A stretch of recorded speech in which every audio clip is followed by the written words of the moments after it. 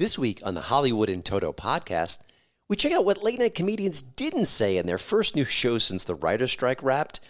We talk to comic book entrepreneur Eric July about his counterculture Rippaverse and why the media refuses to share his inspirational story. And we recommend 2 cool horror movies to help you get in that Halloween spirit. I love this time of year.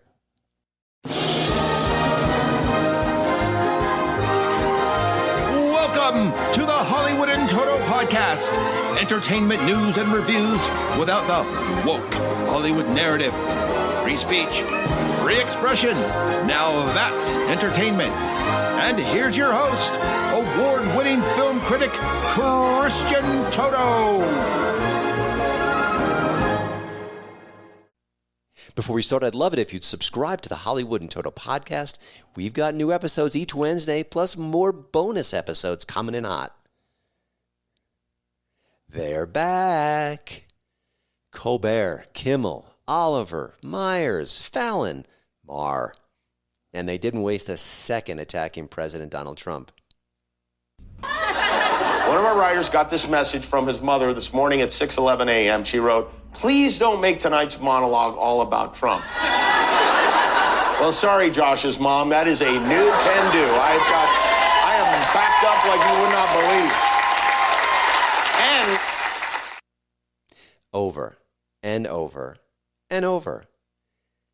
And I get it. Trump does some dumb stuff. A lot at times.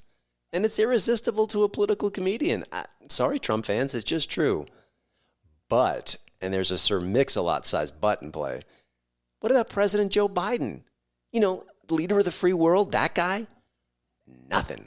Nothing about Biden's aides working double time to prevent him from stripping up a set of stairs, or how they make him wear tennis shoes these days to keep him from falling down. Nothing about even more verbal gaffes during the strike, and nothing about first son Hunter Biden. Nada. Zippo. He's the most famous painter of our time, and he's been in the news a time or two lately, hasn't he? But he's a Biden, so Team Late Night stood down that first night back. Colbert and company didn't even mention that Virginia Democrat who's got caught performing sex acts online. Nothing to see here, folks. Move along. Now, this shouldn't be shocking, but, you know, in a way it is. It still is for me, and I guess I'm naive. And, you know, on a certain level, I get it. Late night shows lean to the left. And, okay, they're what it is. That's their business model at this point. And even though the format is fading, they want to squeeze the last few bucks out of that before they go extinct. They go the way of the A-track.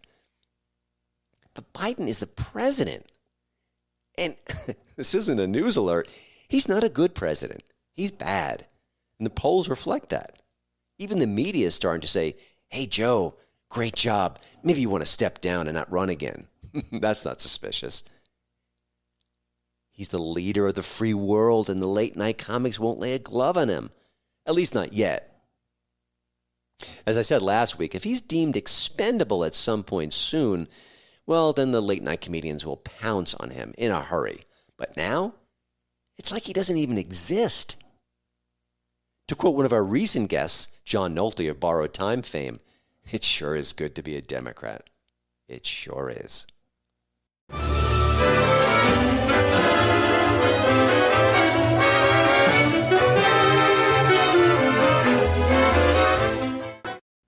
Eric July didn't complain about the sorry state of comic books. Well, I'm sure he did to a certain degree, but he took it to the next level. He did something about it. July is a very talented fellow. He's a musician. He's done a lot of different projects over the years, but he recently created the Rippaverse. It's an indie comic company that's dedicated to telling old school stories without all that woke stuff in it. No lectures, no problem. So what happened next? Well, his first title, Isom, made more than $3.7 million in sales. $3.7 million! That's an unbelievable number. And it told him he was onto something big. Well, he did it again just a few months ago. Isom number 2 generated $1 million in sales in just 48 hours. It's 2 days, 48 hours. Stunning. Not stunning and brave, just stunning. And he's just getting started, of course. Now he's collaborating with comic book legends like Chuck Dixon and Mike Baron. Now, these are artists who were great in their day, worked with Marvel and DC, but they were canceled by the industry because they had the wrong thoughts. They didn't put those thoughts into the comic books, by the way. They just had the wrong thoughts when they went home at night. You know exactly how that works if you listen to the show for any amount of time, right? And for what it's worth, July is a black entrepreneur who doesn't get all those fawning media profiles you see from the mainstream press. I asked him about that and what he has in store next in a very revealing interview. Eric July never pulls his punches, never on his podcast, on his website, anywhere. And that's why I'm happy to have him here on the Hollywood and Toto podcast.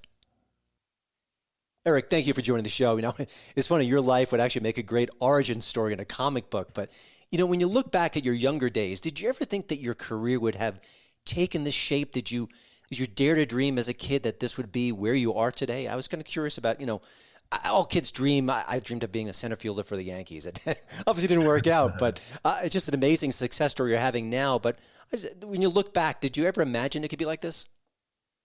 I mean, you know, it's funny because you bring up a great point. When you are a kid, you have these dreams, and definitely as you start to age, particularly when you get into high school, you start to become more realistic, right, about what you can and cannot accomplish. So yeah, I was I was an athlete, so I always thought I was going to be able to do that, and to a degree, I did. You know, I was a collegiate athlete, track and field, and had a pretty successful collegiate career there.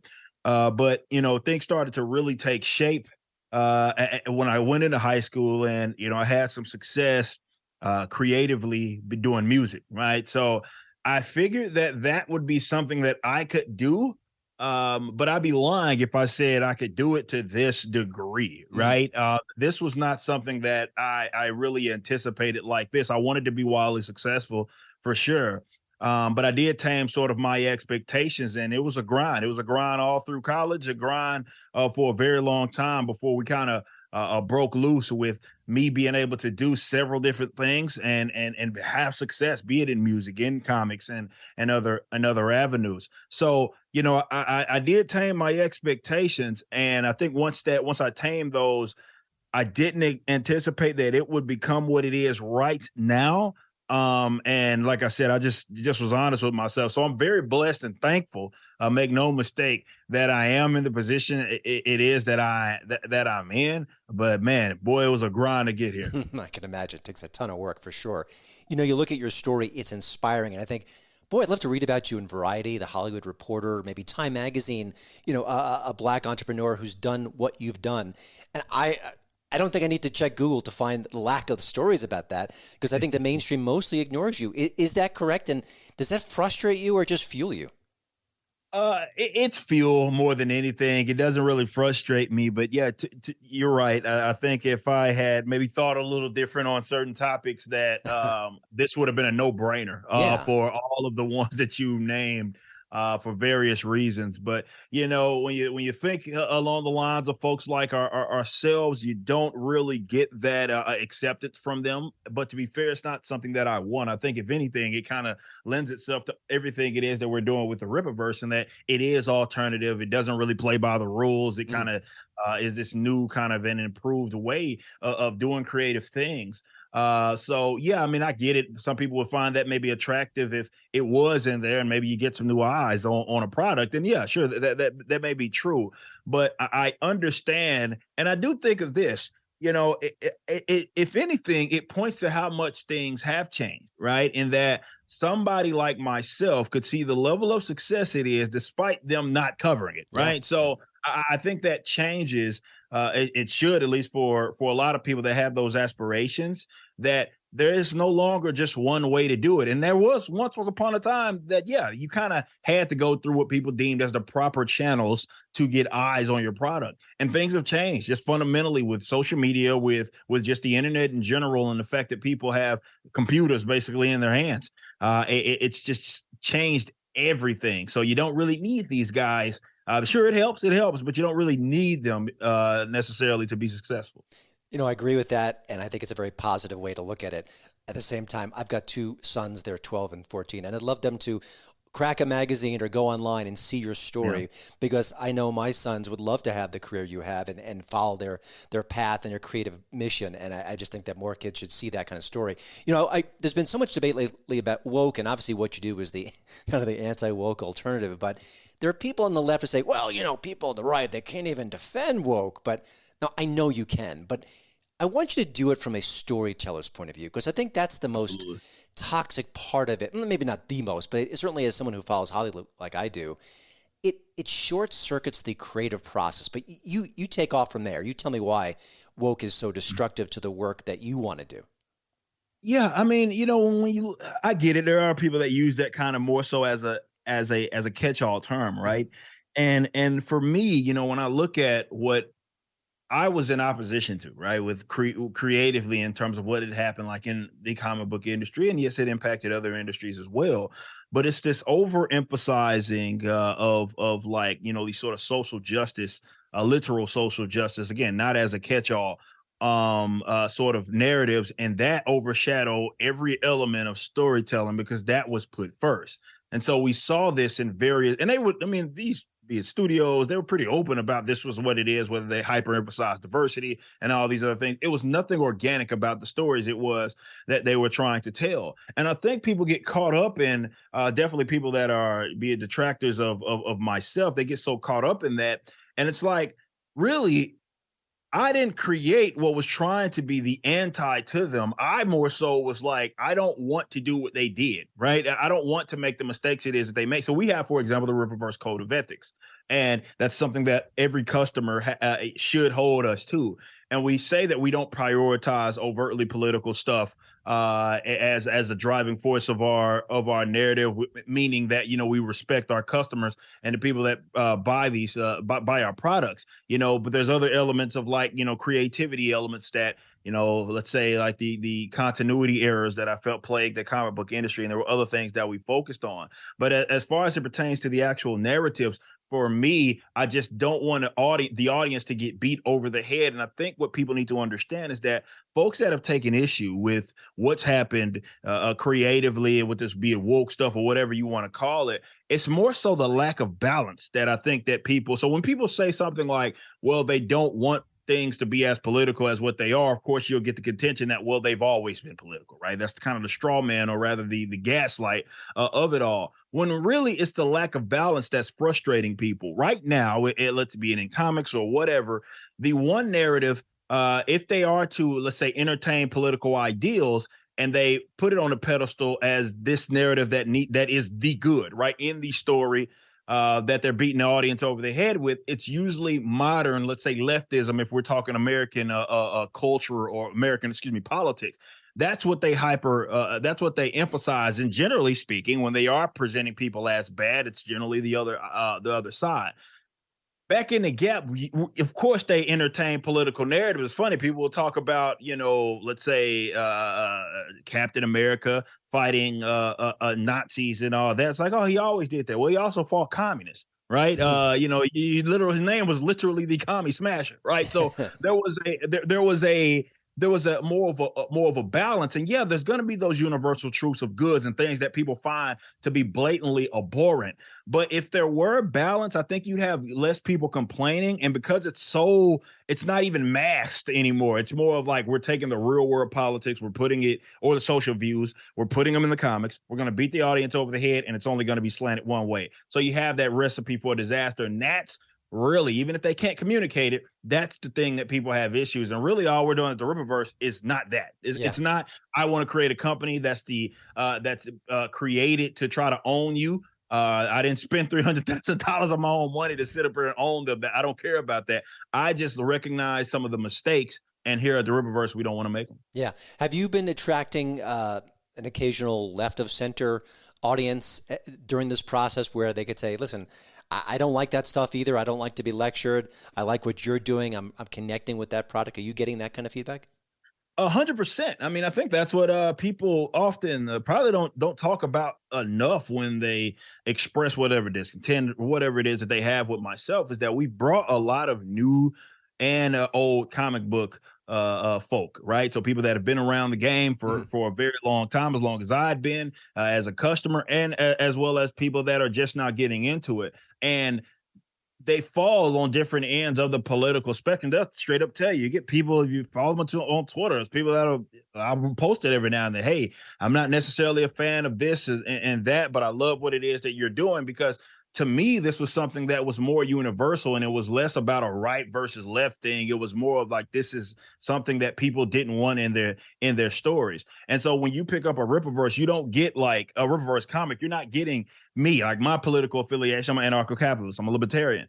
It's not ANCAP the comics, right? That's not what it is that we're creating here. Heck, the next book that we release is Alpha Core, which is basically, almost the super police wing, the super wing of the police force, the local police force. You know what I mean? So that in itself shows you that this isn't anything that more so aligns with me. No, because what we put first and foremost is entertainment above all. That's what it is. Everybody that comes in that works for this company, be it back office stuff or as a creative, my only requirement is that you're not a hack. That's it. I don't care about what political views you have, because that's not what it is that we're trying to do here. And I think for a lot of folks on any side of the political spectrum, that's what they care about. And I think that's why we have people that, maybe they might not agree with what I say on a political view, but that they don't care because it's not showing itself. And that's not what we are as a company. We're not a political company at all. Yeah, it's a hack-free zone. I like that. That's By the way, that's it. As an outsider looking in, it looks like you've had this great success. Obviously, that's what's going on. But there are always hardships along the way. There are obstacles. There are things you have to kind of pivot around. I'm kind of curious, in recent months, have you run into issues where, God, I thought this was the right path, but I really had to do it this way, or this was a challenge, we had to kind of reframe what we do? I was just because I think nothing goes as perfectly smoothly as we like, but I just think if you can maybe share something, because we could all learn from that.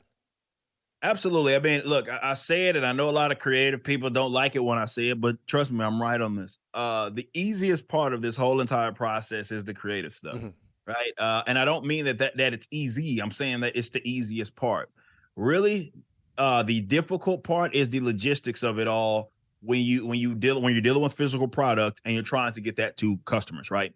So that's the challenge that we had. Now, it started initially, right? It's I didn't anticipate having a $3.7 million campaign, so my company exploded in a day, really, and I had to get more staff, and now we had that little warehouse that we outgrew that immediately. So, trying to get a new warehouse, all those types of things are things that we're dealing with. We had to deal with, and now we are in a new warehouse, and it comes with a set, of challenges. You're always talking to vendors, you're talking to suppliers, you're talking about this parcel company versus that one, and it's a constant negotiation.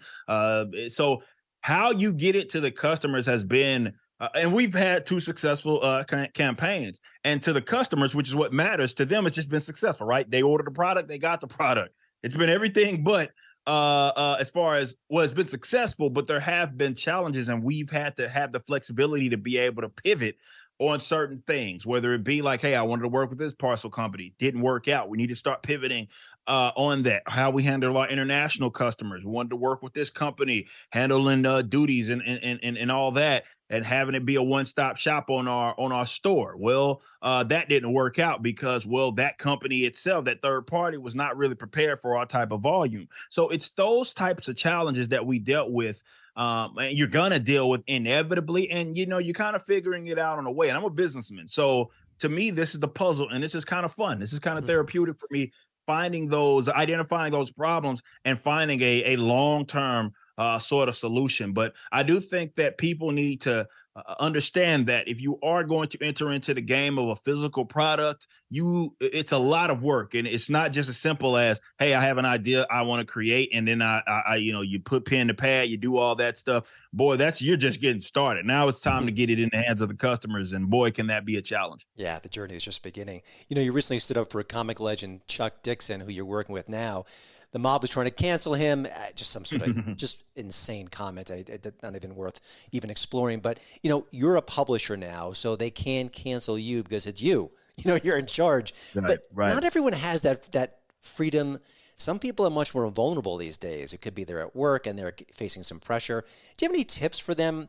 It just seems like cancel culture and the social mob can be so aggressive, so in your face, Absolutely. and so often so successful.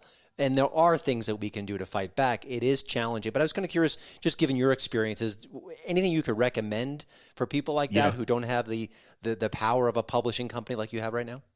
Well, to me, I think that, and I'm so glad that you brought that up, because for me, I believe that this model, and I'm not saying trying to copy and paste what I did, should be the way of the future. One of the things that I take very, very seriously is being able to shield, be it my employees and my contractors, from that nonsense, because they have nowhere to go. And this is why, even though people didn't understand it at the beginning, why I focused on ensuring that we had a we kept it as independent as possible.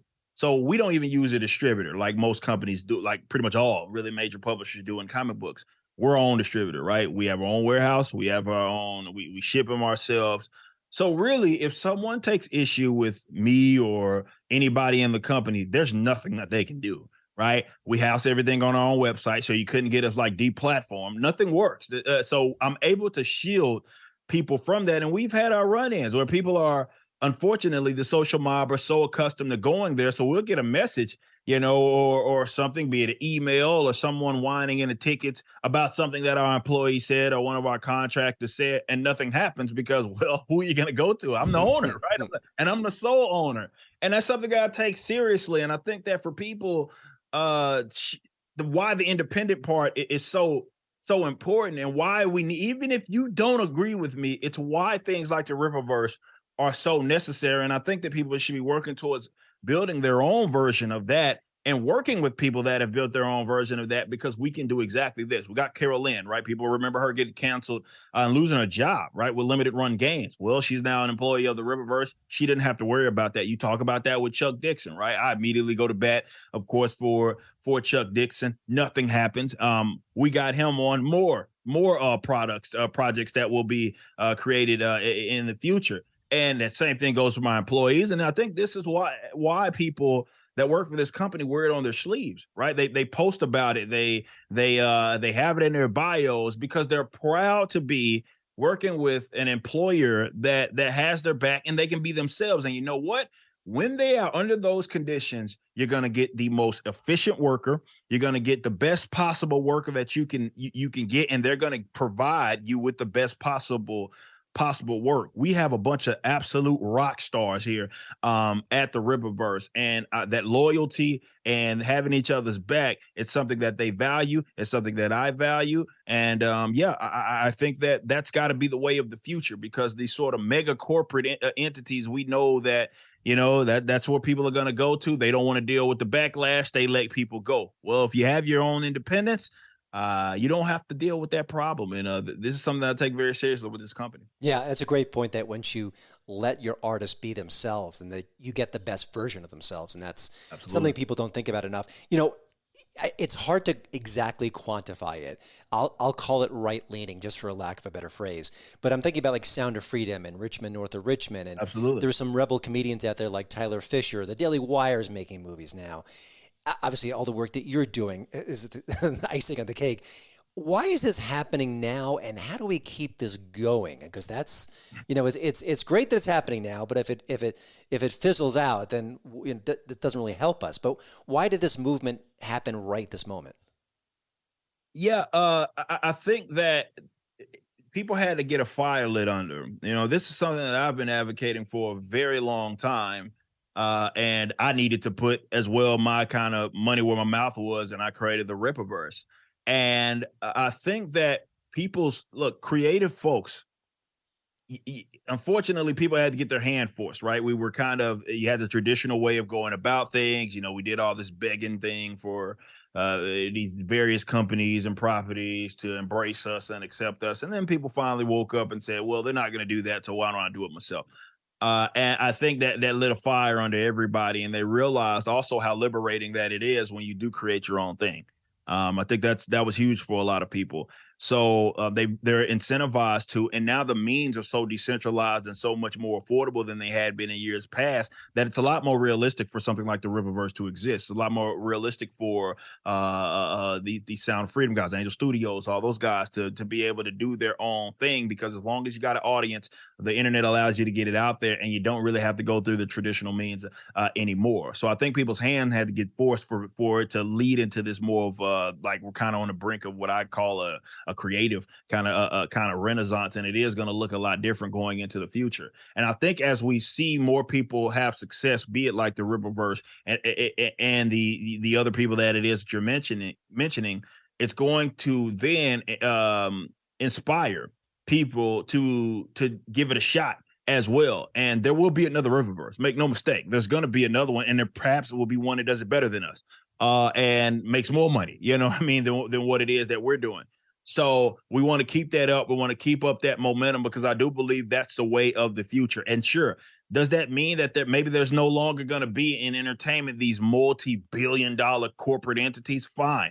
I say, so what? You know what I mean? Like, I don't see the problem with any of that. Maybe it becomes just a tad more niche. Maybe people are kind of going to be more isolated in what it is that they choose to spend their money on. There'll be some wildly profitable, wildly successful projects, however, and I do believe that that's the way of the future. But I think what has to happen, and what has happened, is that people are realizing just how realistic that it is to do it, right? I think people get turned off from giving it a shot because the traditional way of doing things has been so commonplace that people don't even consider an alternative to that, because they think that it's unrealistic. Well, with an example like the Rippaverse that happened, and it's barely been a year, guys, you know, and we've already done what it is that we're doing. It's showing you that it very well can be done, and it's far more realistic than what people want you to believe. And most importantly, it's so satisfying. I spoke to Gina Carano a couple of years ago. She was on a movie set, and she talked about how good she felt by doing what she was doing, by speaking out, by not holding back, by being who she really is. And she said she's made new friends, she's had new connections, and I think that's another message that's important, that there is life after leaving the mainstream, that you actually will thrive and you'll feel better about yourself. Eric, before we let you go, you're just getting started, obviously, and I'm excited by that. But without giving away too many state secrets, what do you have planned for maybe even 2024 or beyond? I mean, are there bigger dreams, bigger schemes, anything you can share without giving away too much? Yeah, for sure. Obviously, we're going to be going into 2024. This is going to be a massive year for us. We're going to be a full-fledged publisher. That doesn't mean that we're going to oversaturate, but just to put this in perspective, there are about 8, not including Isom 1 and Isom 2, which are out now. There are 8 books, right, that are being worked on there in various stages. A lot of those, actually, most of those have scripts completely finished. This past week, we have started a 2 in terms of pencil and ink. So get used to us getting to me, the end game for us would be a book a month that would be dropping. We're working towards that, and we're on the early stages. But I think the biggest thing that I think outside of the comic books, which is the obvious, that I think people are going to be very, very excited about will be what we have planned with Rippaverse Studios. People got a glimpse of that with the first little production that we did, which was a minute-long trailer that we produced. And it was fun. It was fun to see people like, oh man, these guys are capable of maybe doing something beyond that. We have a couple of things that we're working on there in the animation, and that to me is really going to be our second largest wing of our company. You have the publication stuff as far as our books, but we also are working on some things with Rippaverse Studios and are having our own in-house animation. Excellent. This is like a natural extension of what you're doing right now. But Eric, thank you so much for joining the Hollywood in Toto podcast. Of course, go to Rippaverse.com for Eric's YouTube channel, merchandise, Isom comics, and so much more. You guys are just getting started. So glad to hear about it. I'm just absolutely thrilled at your success and the fact that you're inspiring other people, bringing others into the group, and making everyone just be who they are, not worrying about any sort of code, any sort of you got to check this box. just make stories. That's the best part of all. And I wish you all the best. Appreciate you, brother. Thanks for having me. Hopefully we can do it again soon. Sounds good. You're listening to my dad's podcast. He cried like a baby watching Snoopy come home.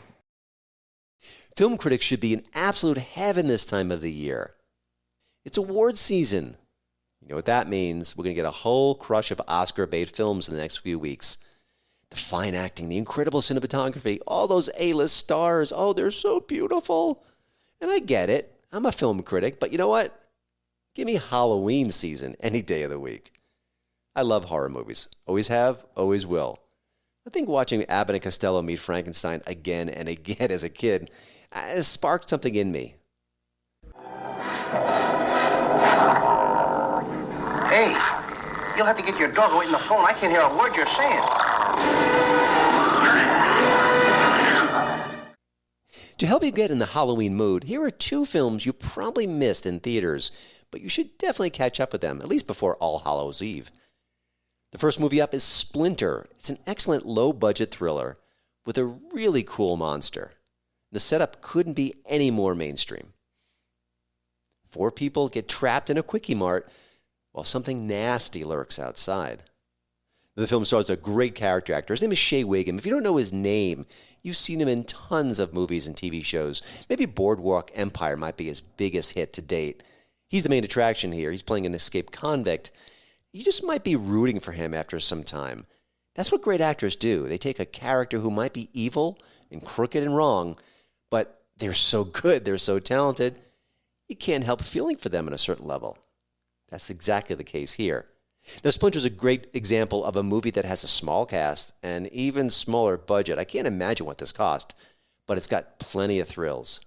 Give this one a try. I really think you're going to like it. And then check out one of my favorites. It's called Rogue, and it's a killer crocodile movie. But don't let that setup fool you. It sounds like one of those bad sci-fi movies with the cheesy effects and the actors who are way past their prime. No, nothing like that. This is well crafted. It has a really good cast, including Sam Worthington. This was just a few years before he made it really big with Avatar. Also Radha Mitchell. And it has a great blend of CGI and practical effects. I thought it was seamless. I think it really works out well. It is convincing and scary. Rogue is one of those movies I watch every few years, and it always makes me happy, and I can't wait to see it again. You want more under-the-radar Halloween movie picks? Go to HollywoodInToto.com. We've got a 31 Days of Halloween feature going all this month with a lot more recommendations. I think you're going to like it. Well, that's it for the show this week. Thank you to Radio America for having me as part of their great podcast lineup. And again, please do visit HollywoodInToto.com. We've got all those scary movie recommendations, but also I update the site 7 days a week. You've got news, reviews, commentary. It's the right take on entertainment, and it's been woke-free since 2014. See you next time.